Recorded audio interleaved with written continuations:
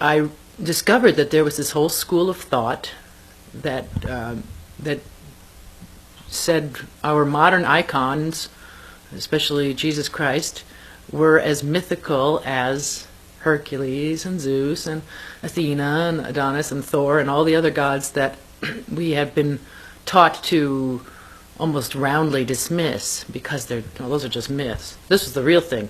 Well, I discovered that it's no more the real thing than they were.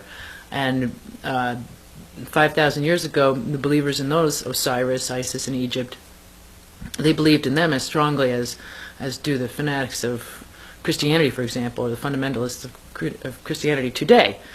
The followers of Osiris and Isis had this rich spiritual life with connections with them. They made appearances to them, the same kind of thing, after-death experiences. And so when I encountered all of this, I had realized as a child that religion was fairly arbitrary and that it had much to do with where you were born and what era you were born in. So I never really gave it very serious thought other than it was causing trouble all over the world.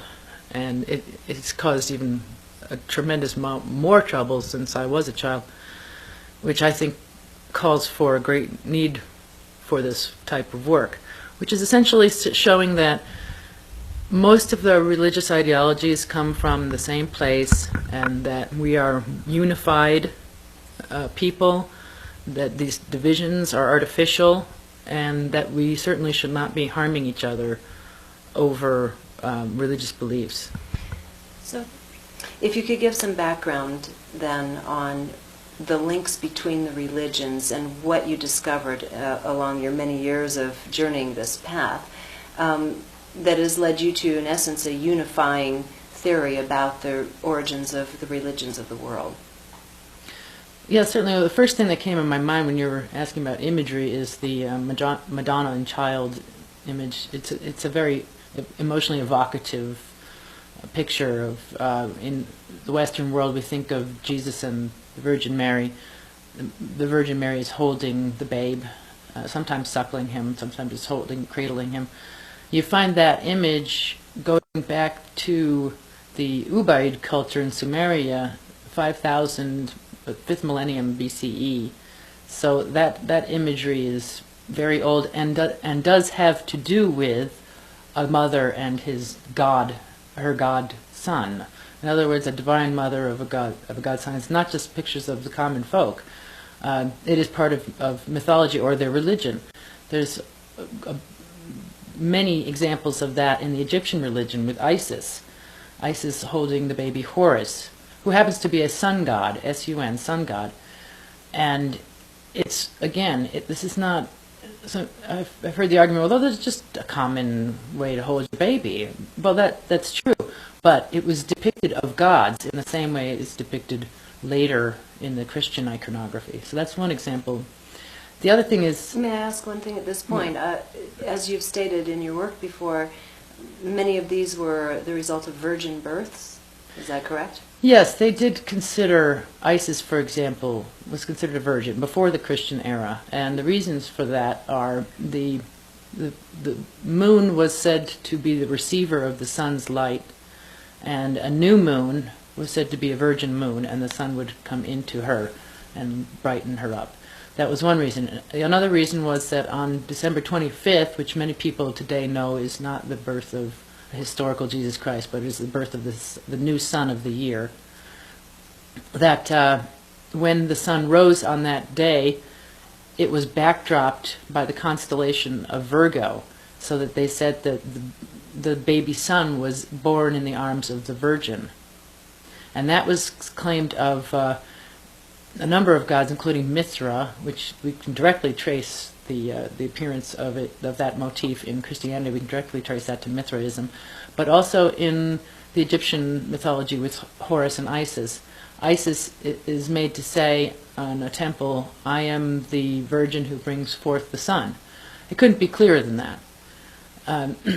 There are other icons, such as the cross and the crucifix, or at least a cruciform, with a person, with generally a male, I suppose, male god figure, with his arms outstretched.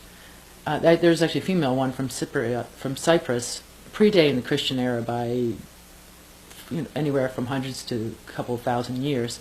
The cross was extremely sacred in numerous cultures around the world, in places where the influence could not have been felt prior to the Columbian contact, say in Central America or South America. So the crosses and various forms of the cross, the Egyptian Ankh was as sacred to the Egyptians as the Catholic cross is to the Catholics. And there's a Christian apologist from the 3rd century who is being ridiculed about Christian beliefs, and he retorts, well, at least we don't carry our God on a cross like you do. This is rather strong evidence. You said that was the 3rd century? Yes. Mm-hmm. It's rather strong evidence that, and then he goes on about how their gods are portrayed as being on crosses, the Roman gods. Crucifixion and Krishna as well, and some other well-known, more Eastern deities. The crucifixion also comes up repeatedly? It's displayed, their deaths are depicted in a manner that is somewhat ambiguous. For example, in the Krishna myth, you have him being pinned to a tree in his feet, and then he disappears and is seen ascending and then coming back to life.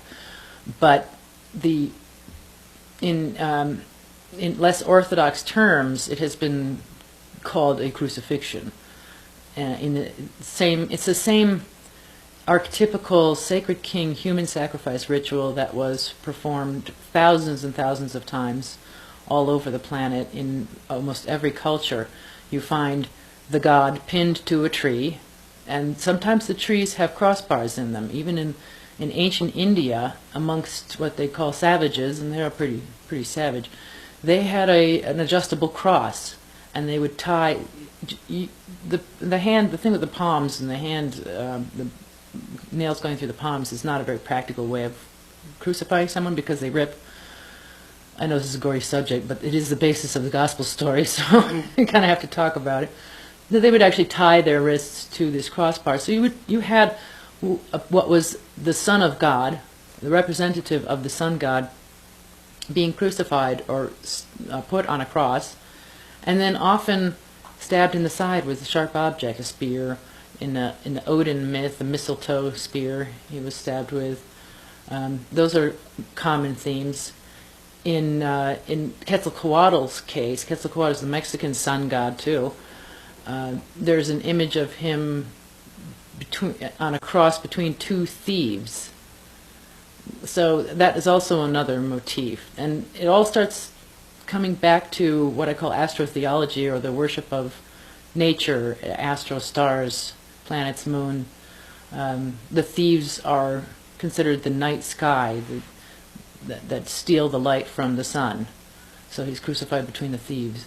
They also can represent the months of Capricorn and Sagittarius, in reverse order, where the sun is losing strength. Actually, it would be Scorpio and Sagittarius. The two thieves are stealing his strength, the sun god's strength. And Sagittarius with the arrow is the side wounding, shooting an arrow into the sun, is that lance in the sun, or the spear in the sun. So the sun is the central theme, you're saying, of virtually all of these, what have evolved into religions, modern day religions, but also from some of the more primitive cultures as well. You can date it back, you can date the extreme sun worship back to the beginning of agricultural era. And it depends again on where you're talking about, because some places it seems 10,000 years ago, but there are places underwater now that surely were agricultural areas, so it could be even longer ago than. It's so developed, I would say it goes back further than that. And if you look at, now we're finding star maps in caves, 35,000-year-olds in Altamira, Spain, and so forth, that this astrotheology, also involving the moon and the stars, goes back tens of thousands of years ago, possibly as far back as Homo sapiens sapiens, the anatomically modern man, because that's what they would observe, and it helped. In the case of the moon worship was also a big central focus, and that's why we have goddesses who are the moon, like Isis and Ishtar, and even Athena to some degree. They all take on these qualities because these objects were so powerful, and they needed to be studied to know when to plant and when to harvest. And interestingly, I didn't show that. Well, I didn't show that image, but there's an image we can show of the Venus of Lucelle holding the a crescent moon with a horn, utopian horn, with 13 marks on it. And the 13 marks are, I think, rightly supposed to be the 13 moons of 28 months, 28 days length. That points to women being the first timekeepers, because their moons corresponded to the moons. Mm-hmm. So that goes back 25,000 or more years. And as time goes on, you get much more developed in what you're trying to do in life, and not just going out and hunting and gathering. And human beings were not just grunting; they were developing language. There were geniuses among them, as there are today. I'm sure that they reached advanced states. I have a strong suspicion that they developed a very high culture, at least linguistically. They came to a high pinnacle. Maybe that language has broken into 1,000 and is not as high anymore. But for example, with Sanskrit reached a very high peak, the Vedic language prior to that. There's no reason, if you have 100,000 years of human existence on the planet, and that is the generic orthodox time frame now, there's no reason they couldn't have reached that previously. And with that kind of advanced culture also comes advanced storytelling. And if you're trying to pass along, and we don't know about the writing, but if you're trying to pass along stories that are quite crucial to your life, that have to do with nature, you're going to tell a story about them. That's why they personified these entities. And eventually, because the information was so critical, it became part of what are called the mysteries. And this is why the masses don't know it today, and this is why the masses back then were a bit befuddled as to what exactly they really were worshiping. So let's go then, and not to interrupt you there, but let's take it from there forward. Your slides that I saw earlier today depict virtually every known religion in some way interfacing with a deity of the sun, including the Christian religion. Yes. Sources, I believe, from Ireland and within Europe, where the monks are worshipping the sun, or in another visual, the hand of God reaching out of the sun down to Jesus Christ. Can you take this forward into how this evolved into, and why this evolved into what are now known as the world's great religions? How did this happen and become associated with specific men in each case? Mm-hmm. Well, the mysteries are the key to the connection of all of these religions. When you get into studying the mysteries, you find out that they have this central character who is the great architect of the cosmos, a great mason, a great smith, a great carpenter, great physician, and that those are all epithets of the sun. One of the main mysteries experiences is to have a blinding light knock you out of your body, set you into ecstasy. You have seen the light, and he is the light that every eye can see in the whole world. So this already existed. The solar worship was evident to people in their festivals, such as Easter and at Christmas.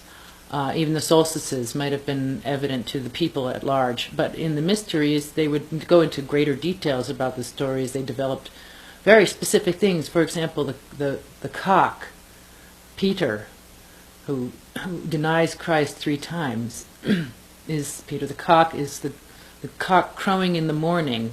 The cock crows 3 times before the sun comes up. He's the gatekeeper.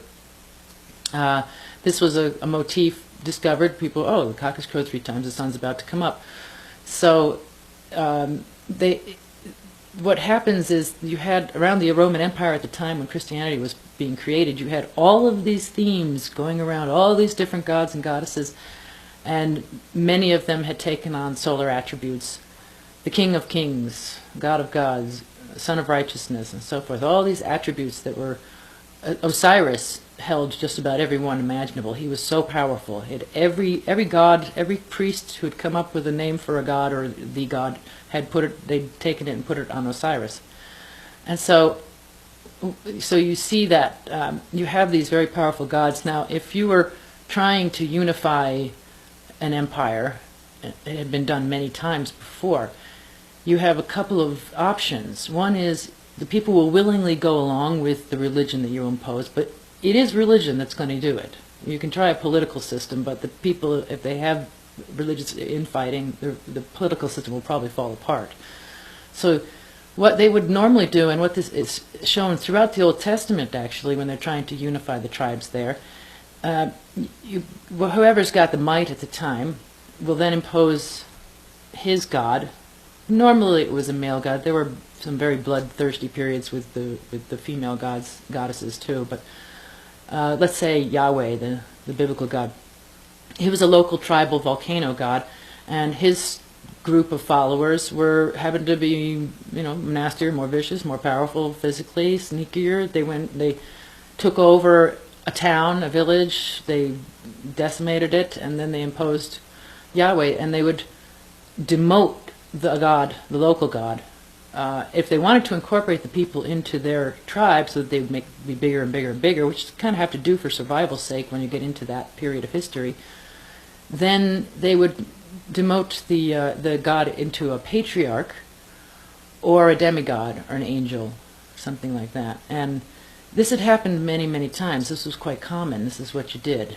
Your god becomes underneath my god somehow. He's sitting at my right hand. My god is higher than yours. That's how we take over and amalgamate. And so in Rome at the time, they had not only this long practice in the priesthood of doing that, merging and amalgamating gods. They had just done one in the Greek god Serapis, just a couple of centuries before, trying to unite the Greco-Egyptian civilization, which included at least 1 million Jews. So we had those three major factors, the Greeks, the Egyptians, and the Jews, trying to be reunited under a single god. So the priests came up with Serapis, who appealed to the Greeks and the Jews because they were still doing animal sacrifice. And he was also a healing god with long curly hair and a long beard, and it looked exactly like the image we have of Christ today for the most part. And he became a very strong, powerful god because the state was behind his creation, and survived and thrived, and part of the library the Library of Alexandria was placed in the Serapeum for safekeeping until the 4th century, and Christian fanatics went wild and tore the place down and destroyed it. And so that was the end of Serapis. But prior to that, then they had the powers that be, and these people were very powerful. They had a lot of money, the people who were in charge of the scriptures of the time, including the Jewish scriptures, in charge of the library, in charge of the learning, the education, extremely powerful, very wealthy. The Jewish creators of Christianity, there's two major factions there, the Samaritans, who are the northern kingdom people, the Israelites, and the Jews or Judeans. The northern kingdom people had the most amount of money. They were extremely wealthy. So they had a large influence on how Judaism was going to go. And it is my contention that they are the ones who took it in the direction of Christianity, whereas the Judeans took it to Pharisaic rabbinical Judaism. So if you're waiting for a Messiah, your country's destroyed, that Messiah doesn't come, all around you you've got sun-worshipping people who have a gazillion gods that are always more powerful than yours. They have many more attributes. They're someone you can relate to, too, because they have a physical form. Whereas Yahweh is no idolatry is allowed, so there's no physical form. The women especially were not interested in the aloof god. They really wanted someone they could relate to. So you take a lead and say, well, we've got to bring this god down to earth so people can relate to him. And they knew that from prior experiences with Mithra. Mithra was too aloof. Mithra didn't include women. And women were, in the days of the Cynics, were made fun of as being the gullible women that you could foist anything upon. So women were important to continue or to create a new religion, and they loved this, this God they could weep for. They had the God they could weep for with the dying and resurrecting Savior gods of the Middle East. Tammuz is mentioned in Ezekiel in the Bible. Tammuz, who becomes Thomas. They cry and mourn for him and tear their hair, and this is a very big role for women in the Middle East. And so when you remove that factor, then they have nothing to do, they get bored, they're going to find some other god or develop their own. So we're going from this central theme that has shown up through the sun gods now down to where the legends started becoming manifest and now being utilized for political purposes, so to speak. Can we take one specific incident of Akhenaten, for example, in trying to overthrow the notion of many gods into more the understanding or respect or worship for a solo sun god? What happened in that period, and what was that? What was he trying to do? Yeah, that's what is it was very direct. 2000 BC. I think it was about. It was before Moses. Yeah, I think it was about 1400 BC, something 1500. Like that. Yeah, because Moses is 1314. Right, exactly. Well, what happens there is in Egyptology you already have what I call polytheistic monotheism, where there's an overarching divine power, but many manifestations of him or her. Kind of the same system with Yahweh and the angels and archangels and saints and so forth. So what Akhenaten tried to do was just have him focus singularly on the sun disk and not all those adjuncts, and the priests of the other religions weren't buying it because it takes their occupation away, which is exactly how it happens today. If you don't let these other people in by making their gods into demigods or saints or something, they'll either rebel or they'll take over your operation, or you'll have to chase them out of town or something. They don't give up easily, and priesthoods are not going to give up easily. So they basically conspired to, well, we got to get rid of him. If there's one god and there's only one person who has a key to that god, and there's only a central location, then you've just wiped out a whole bunch of occupations for a lot of people.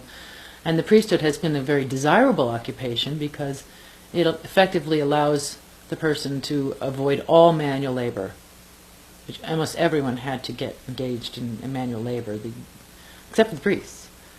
They didn't necessarily live well; they could live very poorly, and some of them within a monastery would be carrying water and chopping wood and so forth. But if you get into a city situation, you see them strolling down the street with their gold necklaces, and they're not doing anything hard.